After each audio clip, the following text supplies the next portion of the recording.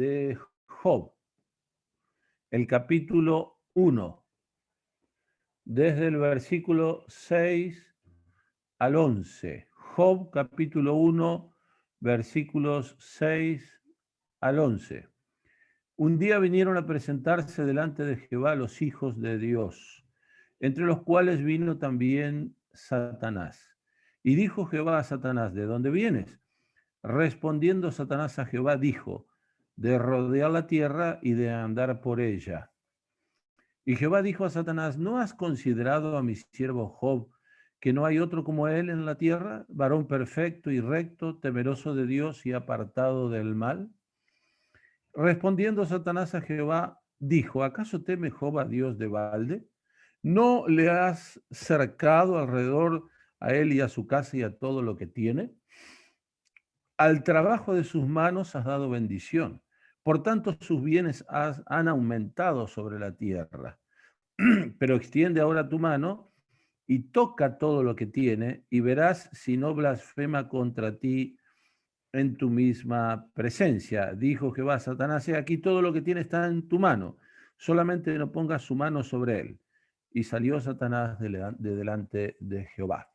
El capítulo 2, los versículos del 1 al 5 dicen, aconteció que otro día vinieron los hijos de Dios para presentarse delante de Jehová, y Satanás vino también entre ellos presentándose delante de Jehová. Y dijo Jehová a Satanás, ¿de dónde vienes? Respondió Satanás a Jehová y dijo, de rodear la tierra y de andar por ella. Y Jehová dijo a Satanás, ¿no has considerado a mi siervo Job, que no hay otro como él en la tierra, varón perfecto y recto, temeroso de Dios y apartado del mal?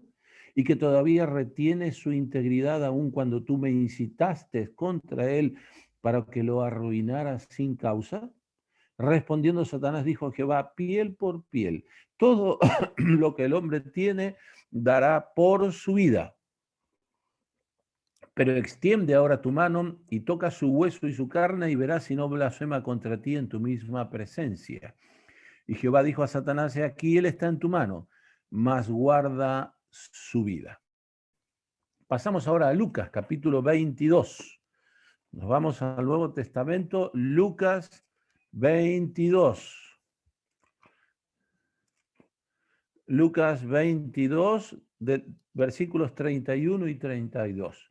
Dijo también el Señor, Simón, Simón, he aquí Satanás os ha pedido para zarandearos como a trigo, pero yo he rogado por ti, que tu fe no falte, y tú, una vez vuelto, confirma a tus hermanos. Tercera lectura en 2 Corintios, el capítulo 2, el versículo 11. 2 Corintios 2, 11.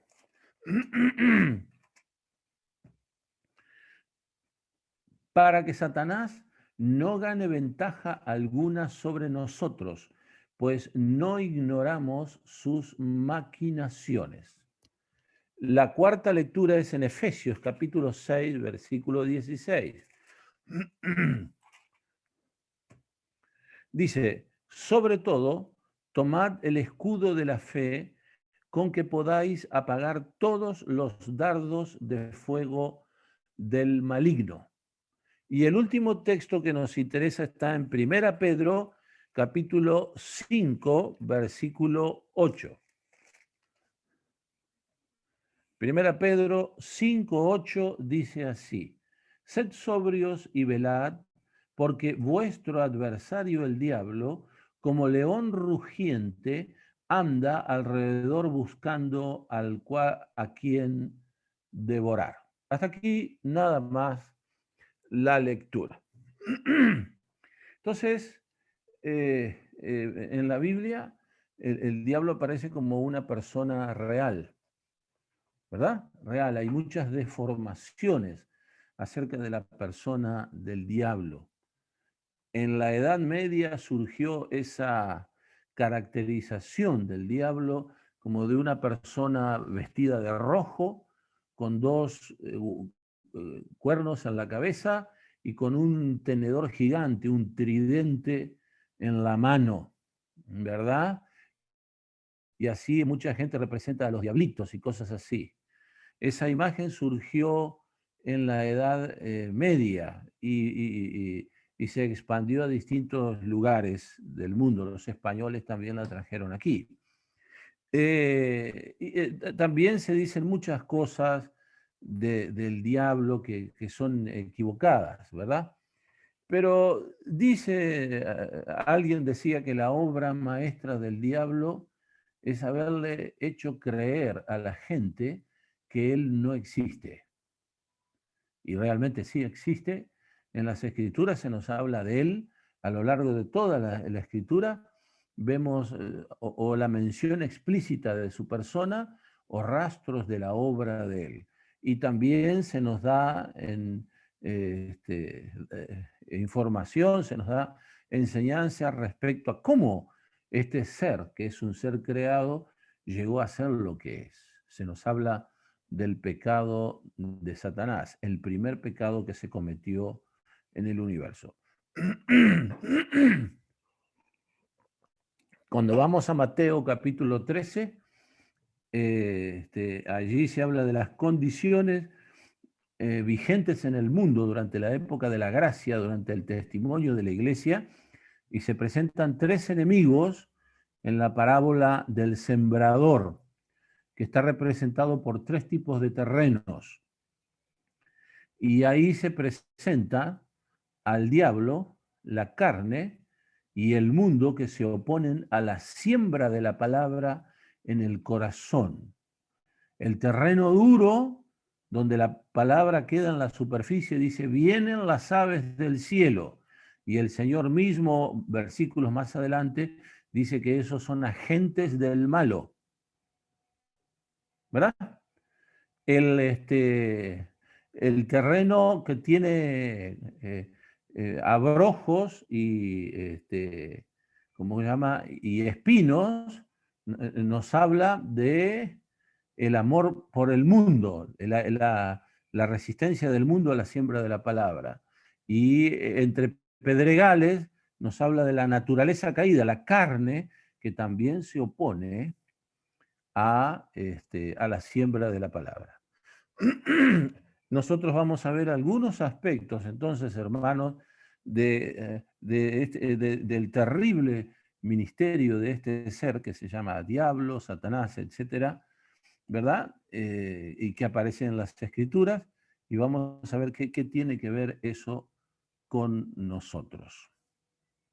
En el libro de Job, nosotros encontramos que dice que los hijos de Dios, seguramente se refiere a los ángeles, se presentaron fueron a presentarse ante Dios. Y entre ellos, dice, vino Satanás. Ahí la palabra es acusador, acusador, ¿no? Aparece allí el acusador. Él viene a acusar, está continuamente acusando. Entonces dice, un día vinieron a presentarse delante de Jehová los hijos de Dios. Evidentemente se refiere a los ángeles. Esos no eran los creyentes, ¿verdad? Sino se refiere a personas que tienen acceso a la presencia de Dios allí en el cielo. Originalmente Satanás vivió en el cielo. Esa posición ya la perdió, pero no perdió el acceso al cielo. Eso lo va a perder definitivamente y se menciona en Apocalipsis capítulo 12 que él es expulsado, es decir, ya no se le permite el ingreso al cielo. Eso va a pasar en el futuro. Nosotros vemos lo que leímos en Lucas 22, de que allí él todavía tiene el acceso al cielo, como vamos a ver en algunos detalles más adelante. Y luego él va a quedar circunscripto a la atmósfera terrestre, como dice Apocalipsis capítulo 12, y sus últimos esfuerzos van a ser aquí en la tierra durante la tribulación y la gran tribulación en particular. Así que aquí se presentan los hijos de Dios y entre ellos, como si fuera mezclado entre ellos, aparece Satanás. Y en el cielo no hay aquí en el texto datos que nos digan que estuvieran sorprendidos de verlo. Al contrario, Dios le dirige la palabra. Dice, y dijo Jehová a Satanás. Le habló allí, a donde él estaba. Y Dios le dijo, ¿qué estás haciendo? ¿De dónde venís? ¿Qué estuviste haciendo? ¿Verdad? Seguramente la misma pregunta le haría el Señor a sus ángeles, ¿verdad? Le haría quizá la misma pregunta, ellos irían a cumplir alguna tarea que el Señor le mandó y venían a rendir cuenta, los hijos de Dios, los ángeles. Y entre ellos se coló Satanás. Y se establece así un diálogo que lo vemos desde el versículo 7 al 11 en el capítulo 1 de Job. Entonces el Señor le hace notar de que en la tierra hay un hombre que es bueno, es decir, un hombre justo. El Señor lo llama siervo. Dice que es único en la tierra. Es un varón perfecto y recto. No quiere decir impecable, porque Job era pecador, pero era un hombre justo, temeroso de Dios y apartado del mal. El Señor le hace notar, ahí en la tierra yo tengo una persona en estas condiciones. Y Satanás siempre es insidioso. Él es especialista en la insidia. Y le dice, mira, ese que vos llamás perfecto, si le sacás todos los bienes, vas a ver cómo va a dejar de ser perfecto enseguida. Ese te sirve por interés. Y vos sabés que te sirve por interés. Y vos lo cuidás. Es decir, Satanás fue muy insidioso, deslizando un reproche hacia Dios, diciendo, ese hombre te es fiel porque vos lo cuidás, vos lo favorecés, por eso. Y vos sabés eso, porque vos sos Dios y podés leer el corazón de él.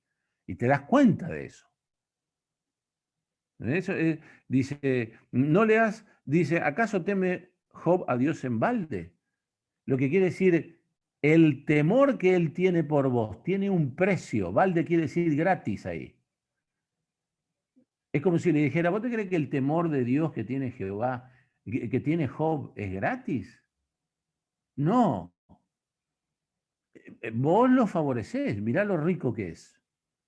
Y por eso te teme. Entonces, Satanás dijo, mirá, si vos le sacás todo lo que tiene, vas a ver cómo enseguida se va a olvidar de vos. Esto es lo que Satanás le dijo. Y entonces el Señor le dijo, bueno, eh, todas sus propiedades las podés tocar, pero a él no lo podés tocar. Dios le pone el límite. Es decir, Satanás no puede hacer lo que quiere. Él no puede hacer lo que quiere cuando él quiere. No es así. Dios le pone límites. ¿Verdad? Dijo, está bien, si eso es lo que vos decís, vamos a ver si es cierto, vamos a probarlo. ¿Verdad? Entonces, este es uno de los grandes misterios del libro de Job, es del sufrimiento, porque Job no había pecado, no había en Job ningún pecado en su vida que ameritara los sufrimientos que se le iban a venir encima. No siempre las personas sufren por los pecados que han cometido. A veces el Señor permite que vengan sufrimientos sobre las personas y éstas no han cometido ningún pecado. Job es un ejemplo de eso. Tremendo sufrimiento, pero él no había hecho nada que mereciera algo así. Y murió sin tener la respuesta. Así que no siempre es así. No siempre. Nosotros no sabemos todas las cosas. Job ignoraba, mientras él estaba viviendo acá en la tierra, atendiendo a su familia, sus cosas, ocupándose de sus cosas, él ignoraba que en el cielo estaban hablando de él. Él ignoraba que estaba siendo acusado y él ignoraba la decisión que Dios tomó. Todo eso lo ignoraba, él no sabía. Y nunca Dios, por lo menos en el libro de Job, no aparece de que Dios le haya contado todo eso a él. Él murió ignorando esas cosas. Así que el libro de Job nos advierte que hay cosas que pasan, decisiones que se toman, medidas que se administran, que nosotros no siempre sabemos. No siempre estamos enterados y Dios no tiene por qué enterarnos de todas esas cosas. No lo tiene por qué hacer, porque Él es soberano.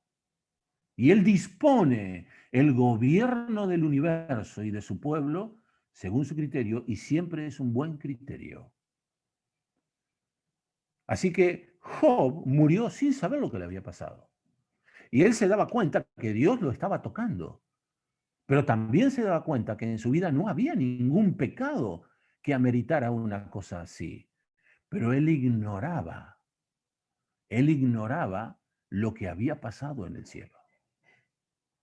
Él se daba cuenta que había algo más, pero él no lo sabía. Así que aquí aparece el sufrimiento y Satanás va y toca todos sus bienes de la familia, etc. Y vuelve, se nos dice, aconteció que otro día vinieron los hijos de Dios para presentarse delante de Jehová y vino también Satanás. Y nuevamente se desarrolla la pregunta. Le vuelve a hacer el Señor la misma pregunta. Repito, seguramente el Señor se lo hacía a todos los ángeles que se presentaban de él, porque seguramente esos ángeles venían de cumplir alguna misión que se le había dado. Y él te aparecía mezclado con esos ángeles. Algunos creen de que él se presentaba allí y Dios al verlo le preguntaba. Y le vuelve a hacer la misma pregunta, ¿de dónde vienes? Y él da la misma respuesta, de rodear la tierra y de andar por ella. Como si fuera algo normal para él. Como si era algo que él suponía que se lo habían encargado. Entonces, y el Señor le vuelve a decir lo mismo. Dice, bueno, ya que anduviste por ese vecindario, ahí vive un hombre que me teme. Y saca nuevamente el Señor, es el que saca el tema de Job. Y en este caso, Satanás, frente al fracaso de lo anterior, porque Job no negó al Señor, porque se dice de Job, en todo esto no pecó Job ni atribuyó a Dios despropósito alguno. A pesar del tremendo sufrimiento, él no le atribuyó a Dios mala intención, mala fe o cualquier otra cosa. ¿Verdad? Eso está en la palabrita despropósito. Dijo, Dios a mí no me abandonó. Esto no es evidencia de que Dios esté actuando de mala fe conmigo. De ninguna manera lo que me está pasando puedo tomarlo como una evidencia de que Dios está actuando para destruirme. De ninguna manera. Dice que él no le atribuyó a Dios ninguna mala voluntad. Entonces él guardó su integridad, permaneció temeroso de Dios. Y entonces ahora Satanás da un paso más y dice, mira, en realidad él actúa así porque todavía tiene salud. Pero le dice, toca su hueso y su carne y verás si no blasfema contra ti en tu misma presencia. Vas a ver cómo enseguida cambia de actitud. Y el Señor le dice, bueno, te permito que lo toques, pero la vida no se la podés tocar. Y entonces viene otra vez, y ya conocemos la historia, Job tiene un gravísimo problema de salud, parece que incluso era repugnante verlo, cómo se había transformado su cuerpo. Era una cosa que causaba rechazo, estaba solo y estaba en una situación lamentable, ¿verdad? Y sin embargo, él mantuvo su integridad. En medio del gran sufrimiento, él decía, Dios está permitiendo que esto me pase, pero de ninguna manera eso cambia el concepto que yo tengo de Dios. De ninguna manera. Entonces lo que nosotros vemos aquí es que Satanás como vamos a ver con un poco más de detalle en Lucas 22, puede acusar a los creyentes. Claro que lo puede hacer. Él tiene acceso todavía a la presencia de Dios. En Lucas 22, nosotros tenemos más detalles. Es el Señor Jesucristo el que se dirige a Pedro, ¿verdad? Es el Señor Jesucristo el que se le dirige a Pedro y le dice las palabras que leímos. Le dice, Simón, Simón. Lo llama dos veces. Utiliza dos veces la palabra Simón.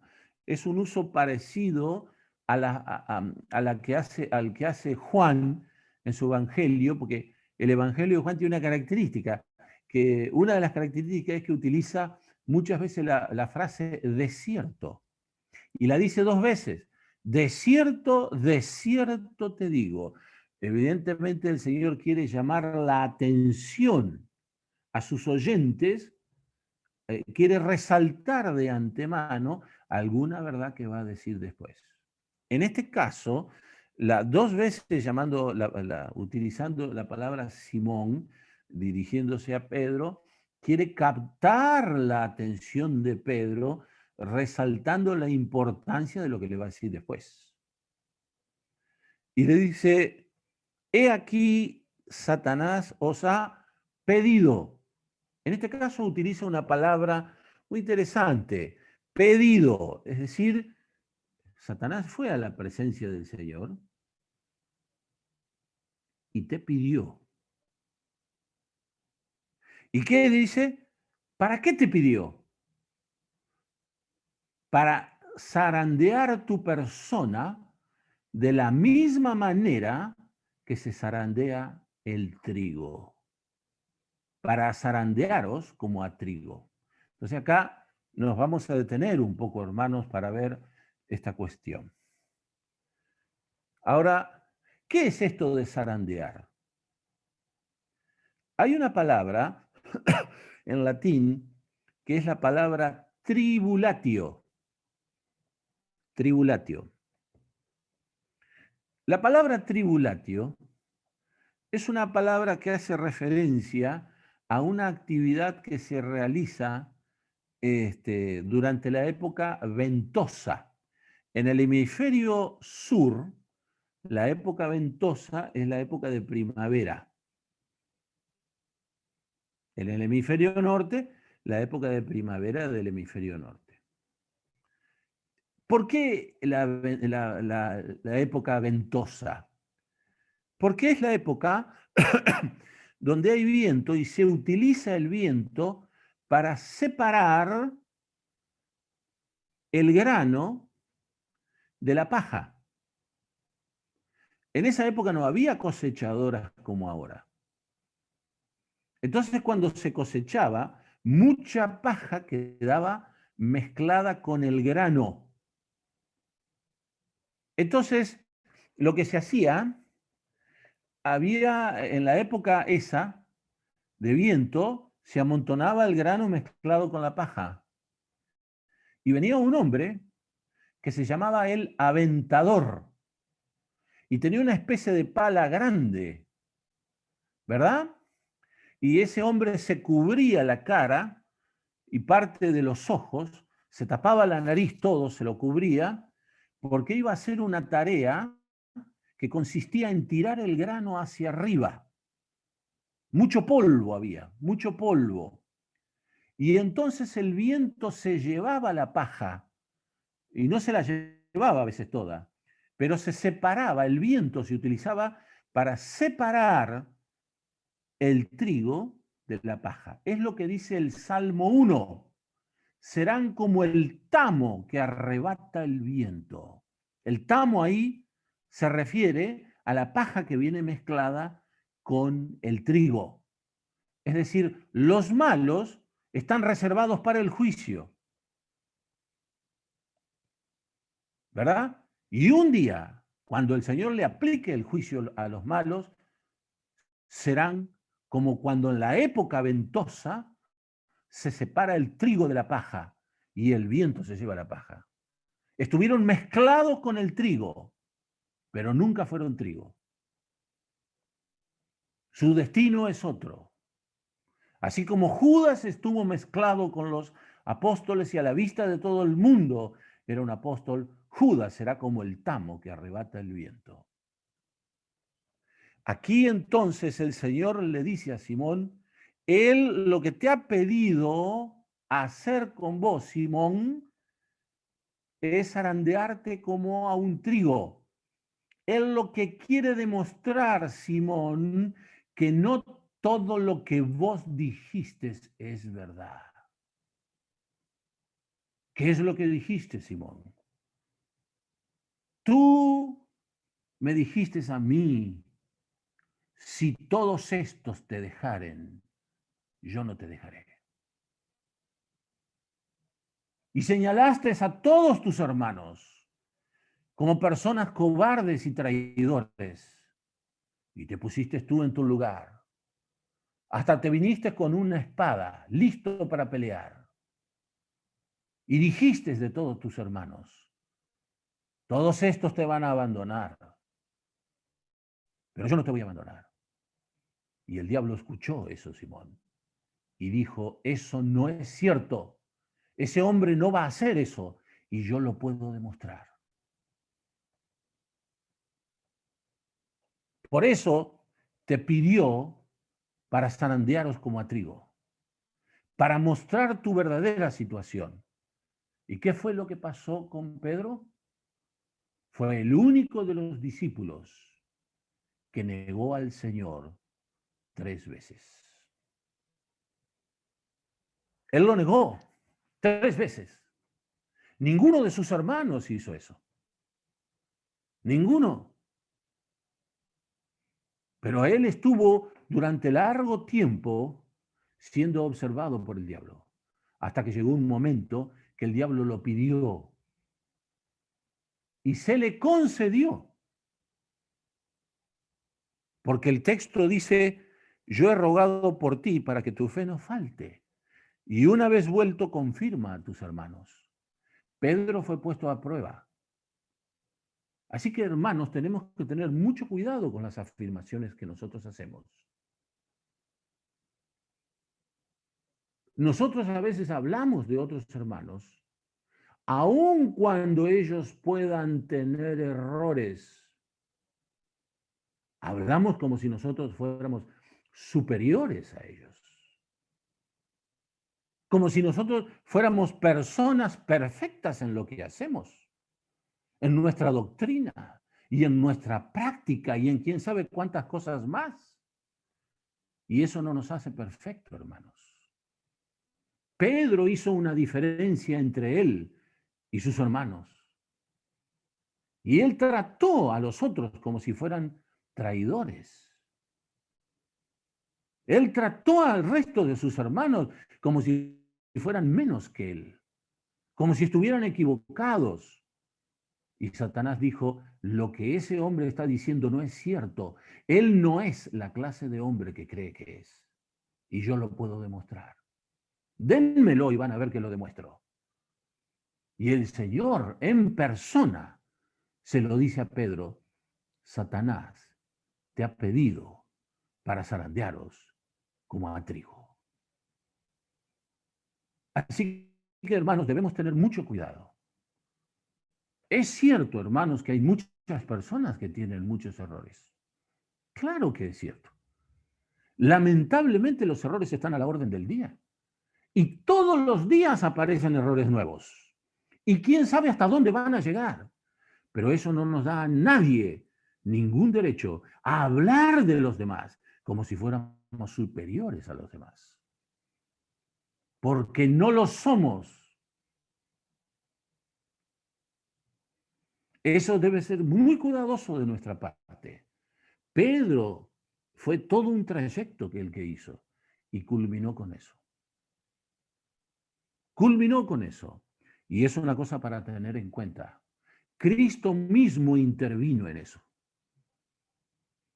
Esto no significa abandonar la verdad.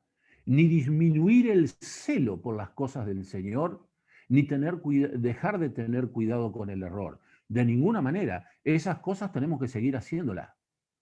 Pero debemos tener cuidado de hablar con autosuficiencia o condenando a otros y poniéndonos a nosotros mismos en una situación de superioridad.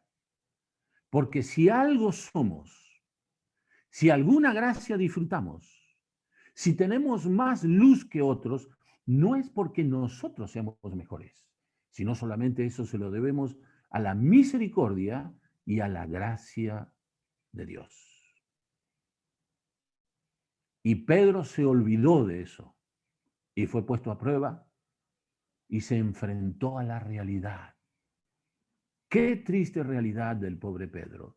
No perdió su salvación, pero fue un trago amargo, muy amargo, y eso le sirvió para darse cuenta que él no era mejor que los otros.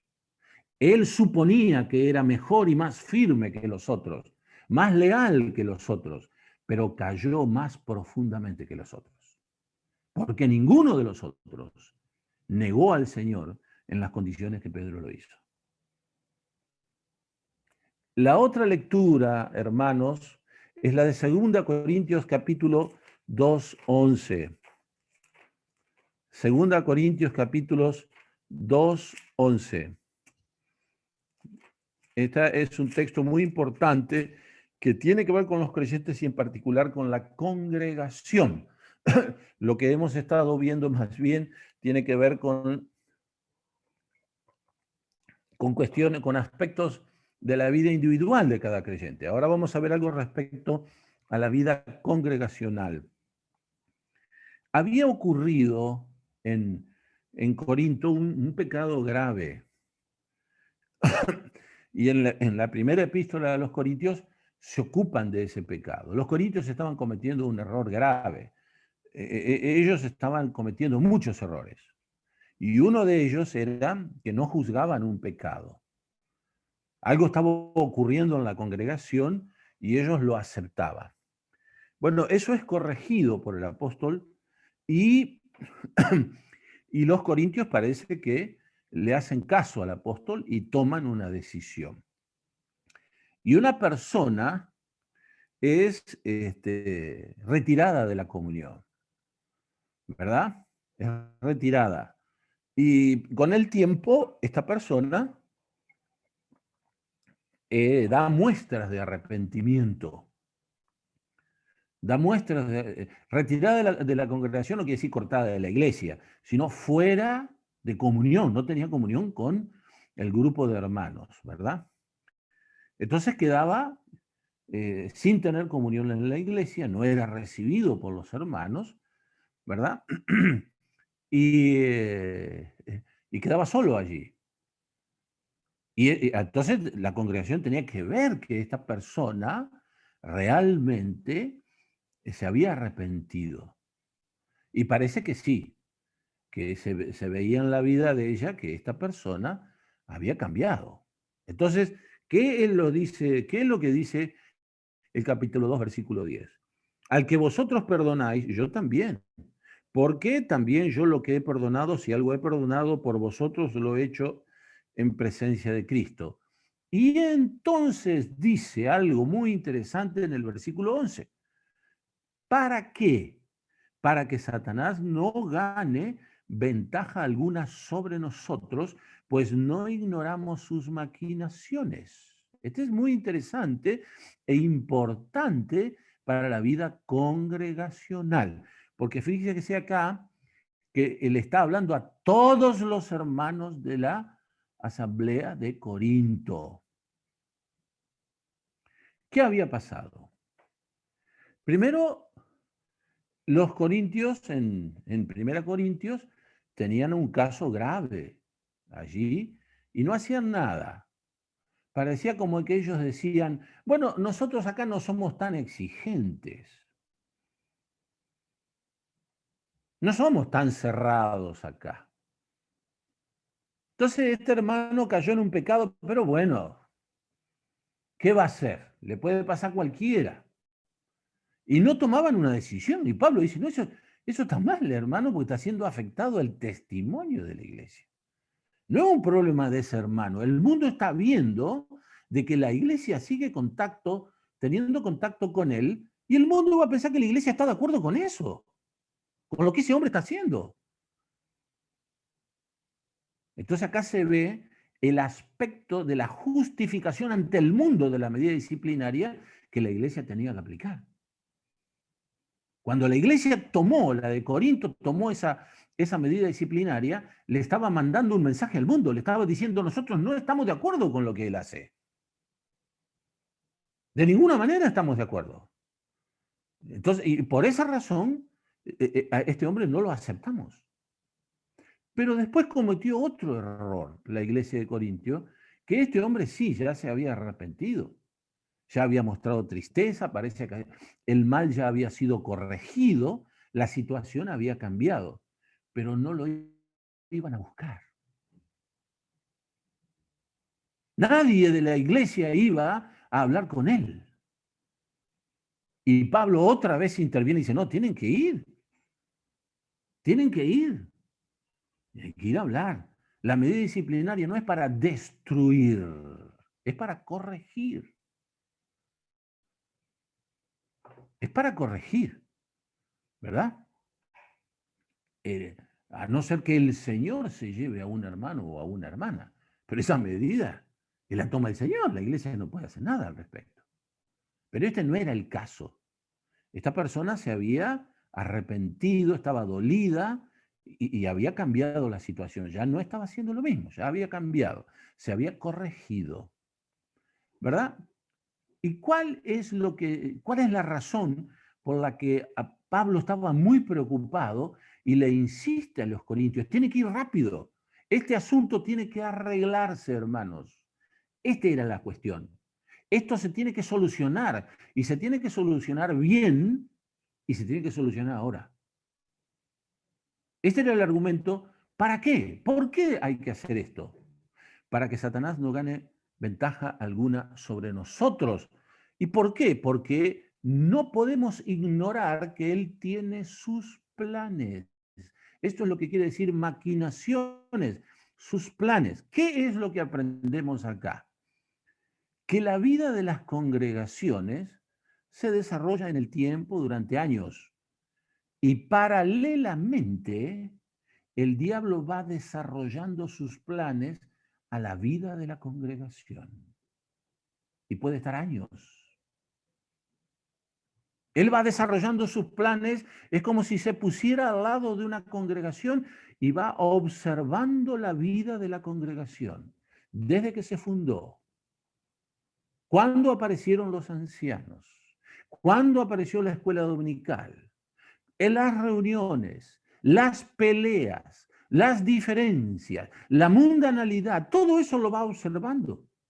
El diablo es un gran observador y analiza las cosas muy bien. Y él puede desarrollar las cosas a su fin lógico, hasta el final. Y puede prever una cantidad de cosas. Y Pablo estaba preocupado por eso, porque él sabía eso. Las congregaciones están siendo observadas y el diablo desarrolla sus planes. Puede estar años y años siguiendo la vida de una iglesia. ¿Y qué es lo que hace? Él observa la vida de la congregación y todas aquellas cosas de la vida de la congregación que le son útiles, las incorpora a sus planes. Y Pablo se daba cuenta de eso. Dijo, hermanos, no tenemos que darle ventaja. No tenemos que darle ventaja. Nosotros mismos le estamos dando materiales. Nosotros mismos le estamos dando cosas que son útiles para sus planes.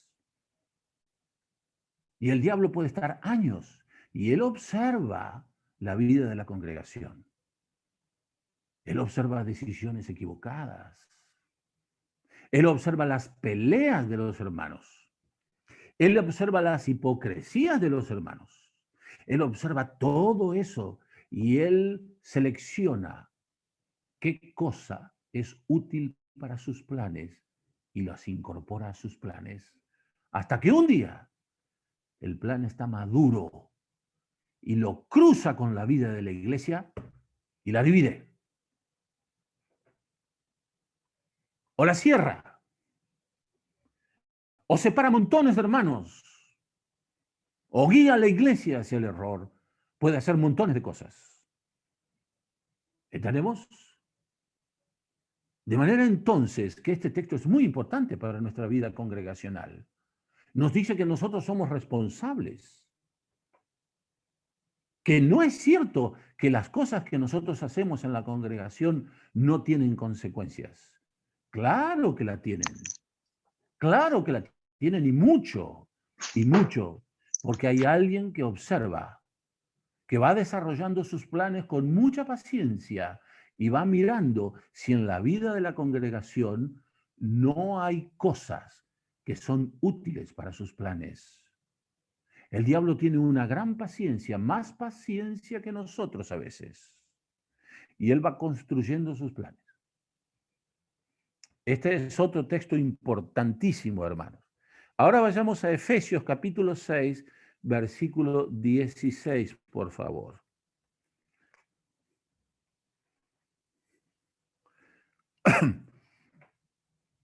Aquí tenemos un texto muy interesante que está dentro de los textos que hablan del equipo, de la armadura que tienen los creyentes, ¿verdad? Ellos libran una batalla de carácter espiritual. Y entonces, dentro de el Señor va presentando las distintas piezas de ese equipo, de esa armadura, y acá el creyente es visto como alguien que está involucrado en una batalla, en una guerra, ¿verdad? Y dice, no tenemos lucha contra carne y sangre, etcétera, etcétera. Algunos hacen una muy mala interpretación de estos pasajes, ¿verdad? Y llevan a estos pasajes a extremos que en realidad los pasajes no van. Hay una interpretación que entendemos es incorrecta. Ese no es nuestro tema, pero lo mencionamos. Acá en el versículo 16 se habla de una cosa, de uno de los elementos de ese equipo, ¿verdad? Y dice que es el escudo, pero se toma a la fe como un escudo. Entonces dice, ¿qué papel cumple el escudo aquí? Bueno, se le relaciona al uso del escudo para apagar todos los dardos de fuego del maligno. No dice la lanza del maligno, no dice el cuchillo o la espada, dice dardo, se refiere a las flechas, evidentemente, a flechas. Ahora, en las guerras antiguas, seguramente algunos hermanos conocen a famoso Flavio Josefo, que llegó a ser general romano, pero era judío. Entonces él escribió algunos libros sobre las guerras de los judíos, las historias de los judíos, etc. Entonces, en las guerras antiguas había un arma que era para ataque a distancia y sorpresivo. No era cuando estaban luchando cuerpo a cuerpo. Era un ataque a distancia y sorpresivo que eran las flechas. Y en las guerras antiguas a veces había miles y miles de arqueros, miles, que disparaban sus flechas todas a la vez.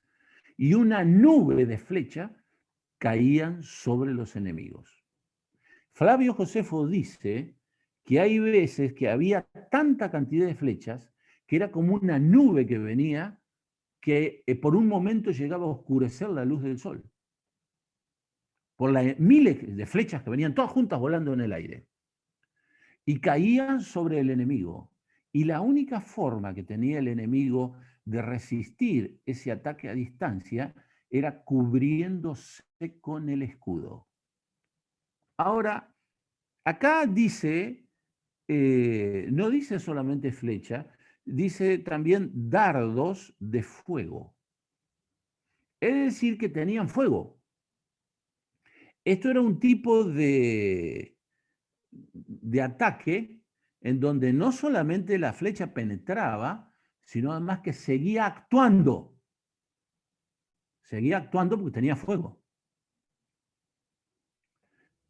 Bueno, aquí en este texto se concibe al creyente como si estuviera bajo un ataque así. Como si cientos de flechas caen sobre él. Así se lo ve al creyente. Y uno dice, bueno, pero esto ¿cómo se explica? Porque en realidad no se trata de flechas físicas. Nosotros no estamos recibiendo flechazos. No son flechas físicas. Entonces, ¿a qué se refiere? El creyente está bajo un continuo ataque. Y el continuo ataque es contra la mente del creyente. El diablo lucha por fijar una idea, una duda en la mente del creyente. Lucha desesperadamente por meter algo en la mente del creyente. Y la flecha que dispara está de acuerdo a la personalidad de cada creyente. Hay creyentes que son más desconfiados que otros. Hay creyentes que son más materialistas que otros.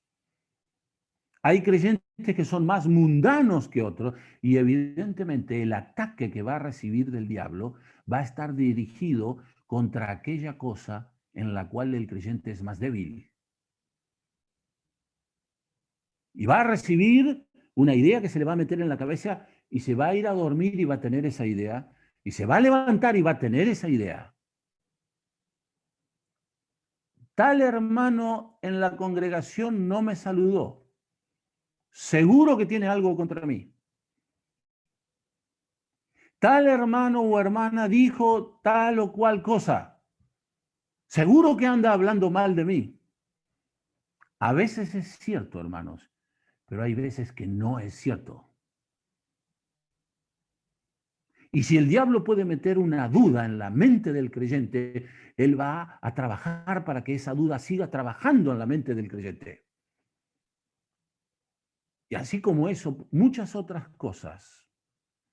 Por esa razón es que realmente los creyentes estamos bajo una lluvia de dardos de fuego. Porque el diablo trabaja para meter en la mente de los creyentes muchas ideas, muchas cosas, y él quiere que esas cosas sigan trabajando en la mente del creyente a lo largo del tiempo, para debilitarlo, para desviarlo, para promover la mala fe, para promover la duda y quién sabe cuántas otras cosas. Son ataques repentinos y muchos a la vez. ¿Y qué es lo que dice el Señor? El escudo de la fe. Y hace referencia a la dependencia de Cristo. A depender de Él, a confiar en Él más allá de las circunstancias. No dice que seamos ingenuos, ilusos, que cerremos los ojos a lo que pasa a nuestro alrededor, pero pone las cosas en el balance correcto. Aun cuando esa lluvia exista, tenemos que depender de Cristo. Tenemos que poner nuestra confianza en Él. Yo no sé si ese hermano o esa hermana desconfía de mí. No sé si él está hablando mal de mí. No sé si yo desconfío que él me esté estafando o lo que quieran poner en eso. Yo no lo sé. Pero yo dependo de Cristo. Confío en Él. Él me ha dado a mí un escudo y dice claramente cuál es ese escudo. Es la fe. El diablo puede utilizar cosas que son ciertas o puede utilizar cosas que no son ciertas, como dardos de fuego. Y lo que él busca es desestabilizar al creyente, ¿verdad? Busca hacer daño, pero no nos ha dejado el Señor sin ayuda. Tenemos el escudo de la fe. Y dice que eso puede no solamente frenar el ataque, sino apagar el fuego también. ¿Verdad? Esta es otra cosa importante que tenemos que tener en cuenta. Y la última cosa, hermanos, la que vimos en 1 Pedro 5:8. En 1 Pedro 5:8. Sed sobrios y velad, porque vuestro adversario el diablo, como león rugiente, anda alrededor buscando a quien devorar. Entonces, de todas las cosas que él viene diciendo, Pedro, la conclusión, la sugerencia que hace es sed sobrios, ¿verdad? Aquí la palabra, nosotros usamos a veces la palabra sobrio en el sentido de una persona que no ha tomado alcohol. Y dice, no, está sobrio. No ha perdido el dominio de sí mismo. Y a veces utilizamos la palabra sobrio en el sentido de decir que es una persona templada. Decimos, no, es sobrio para comer, no come mucho. Es sobrio para tomar, no toma mucho. Es una persona templada, que tiene dominio de sí mismo, tiene sobriedad. ¿Verdad? Aquí, entonces, Pedro dice que es necesario ser sobrio, ¿verdad? Tener cuidado. Básicamente es eso. Y la otra cosa es velar. No se descuiden. Permanezcan vigilantes. Eso es lo que dice. ¿Por qué razón el creyente está llamado a ser sobrio? Cuando Pedro dijo eso de sus hermanos, si todos estos te dejaren, yo no te dejaré, él no fue sobrio. Él no midió lo que estaba diciendo. Hizo una afirmación que iba más allá de su calidad espiritual. Él se refirió a sí mismo como si él fuera una persona sólida espiritualmente, cuando no lo era.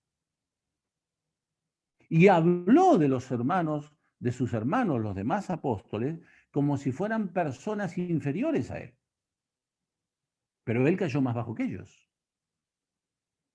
Ahí vemos una evidente falta de sobriedad, ¿verdad? Y la otra cosa es velar. Permanezcan vigilantes. No se descuiden. ¿Por qué razón? Porque resulta, aquí, bien claro, adversario, el opositor, porque cerca de ustedes se mueve alguien que es un enemigo de ustedes. Es irreconciliable. No pueden hacer las paces con él. No hay posibilidad alguna de establecer una tregua con esta persona. No hay posibilidad alguna de llegar a un acuerdo. La distancia que lo separa con él no solamente es una distancia sideral enorme en cuanto a la vida espiritual, sino que esta persona es un enemigo continuo y perpetuo que no descansa. Es vuestro adversario. Tenemos un adversario. Pedro se lo dice, es vuestro adversario. Es el opositor. Entonces dice, ¿qué es lo que dice? Como león rugiente. Acá león rugiente es un león rapante. ¿Qué es lo que quiere decir? Los animales no son como nosotros. Nosotros tenemos un poquito de hambre, vamos a la heladera o vamos a la panadería o vamos a algún lugar, compramos algo y comemos. Tenemos varias comidas al día, a veces tenemos más, otras veces menos. Tenemos ciertos horarios y lugares para comer y entonces tenemos cierta regularidad para comer. Pero los animales salvajes no son así. Cuando un león sale a cazar, es porque ya no aguanta más el hambre. Tiene hambre. lo domina el hambre. Él no sale a cazar cuando tiene un poquito de hambre. No, no, no. Él sale a cazar cuando tiene mucho hambre y todo su cuerpo le está pidiendo comida. Esto es lo que quiere decir un león rugiente. Un animal que está en una situación en donde él sale a cazar porque tiene un intenso deseo de satisfacer su hambre. Ese deseo lo domina y él sale con esa intención. Está dispuesto, él no quiere volver sin antes haber cazado.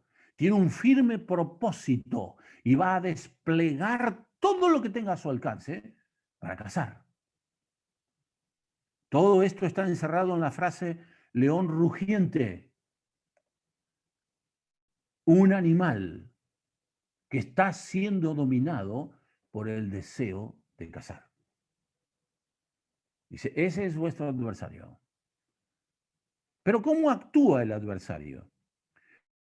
Seguramente muchos de nosotros habremos visto esos documentales que muestran a veces a los felinos, a los animales salvajes, actuando.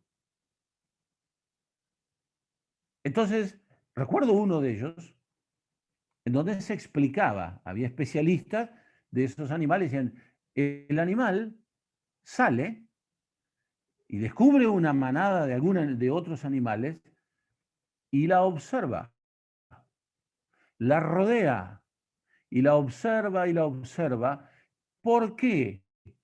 Porque él está buscando dentro de esa manada un animal que reúna las condiciones adecuadas que le permita cazarlo y tener éxito. ¿Y a quién busca? Él va a detectar qué animal está enfermo, qué animal es viejo. Va a detectar los animales más jovencitos e inexpertos. Él no ataca a cualquiera. Él elige uno. Y cuando lo ha identificado y se da cuenta que ese uno reúne condiciones que le permite cazarlo con facilidad, se veía en el documental cómo el león o la leona se lanzaba al ataque y pasaba al lado de otros animales, pero no les prestaba atención. ¿Por qué? Porque ya había elegido a uno.